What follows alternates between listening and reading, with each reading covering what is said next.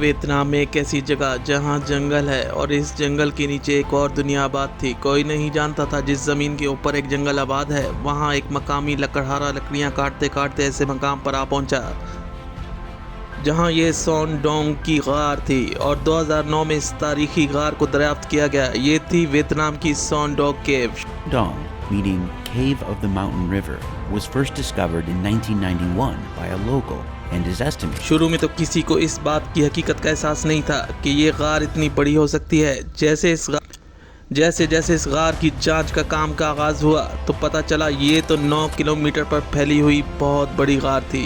इसका साइज इतना बड़ा था कि इसके अंदर हर तरह का रेन फॉरेस्ट मौजूद था। नदी, नाले, आबी हयात, जानवर, एक मुकम्मल जगह थी जो 2009 से पहले किसी को मालूम नहीं थी। वियतनाम की सबसे मिस्टीरियस जगह ये है सन डोंग केव।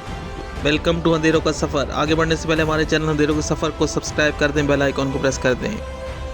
दुनिया की सबसे बड़ी गार जिसके अंदर एक छोटा शहर समा सकता है। इस गार के अंदर नदी, नाले, छोटे रेन फॉरेस्ट मौजूद हैं। जी हाँ, ये है वियतनाम की सॉन डोंग केव। 9 किलोमीटर पर फैली हुई इस गार में जिसका अपना इकोसिस्टम है, यानी बारिश, बादल, जंगल सब इसके अंदर मौजूद है।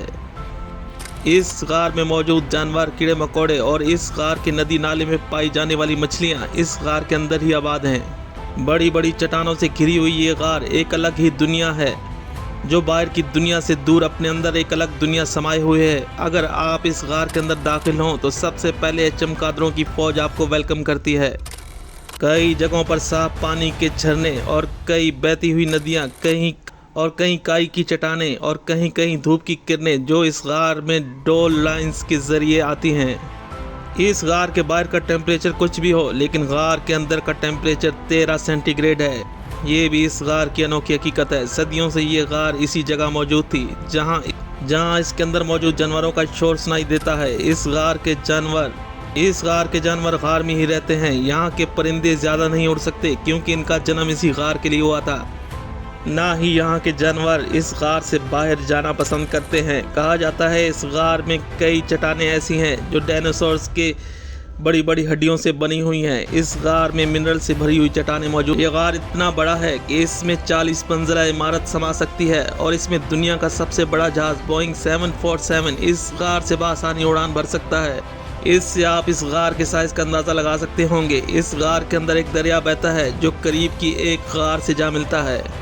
लेकिन ज़रा रुकिए, इस गार में ऐसे रास्ते मौजूद हैं जिनमें आप भटक सकते हैं और ऐसी भूल भुलैयाँ हैं कि अगर आप एक मकाम से दूसरे मकाम में दाखिल हों तो दोबारा इसी जगह वापस आ जाएंगे और यूं पूरा दिन आप इस भूल भुलैया में खोए रहेंगे। याद रहे, ये है सॉन डोंग केव। इस गार में अकेले किसी को जाने की इजाज़त नहीं। यहाँ के लिए एक टूरिस्ट एजेंसी मौजूद है जो आपको इस गार की एक्सप्लोर करने के लिए आपके साथ एक टीम को रवाना करती है। और इस गार को तलाश करने वाला मकामी लकड़हारा था जो लकड़ियों की तलाश करते करते सॉन डोंग गार के मकाम पर पहुंच गया और फिर इस शख्स ने इस गार का तस्करा एक ब्रिटिश टूरिस्ट से किया और बिलाखिर 2009 में इस गार को तलाश कर लिया गया। ये दुनिया भर के लिए एक बड़ी खोज साबित हुई। आज तक इसमें मौजूद कई राज जिन्हें लोग खोज रहे हैं। इस गार के कई रास्ते ऐसे हैं जो चट्टानें गिरने की वजह से बंद हो चुके हैं। 9 किलोमीटर तक फैली हुई ये गार नदी, नालों, बहते झरने और खूबसूरत परिंदों की आवाज़ एक दिलकश मंजर देती है। यही वजह है कि इस मकाम पर टूरिस्ट की आमदोरफ्त रहती है। तकरीबन $300 में आप इस अजीम गार सन डोंग की सैर कर सकते हैं। यहाँ आपकी मुलाकात ऐसे जानवरों और परिंदों से होगी जो शायद इस धरती पर आपने कभी देखे होंगे।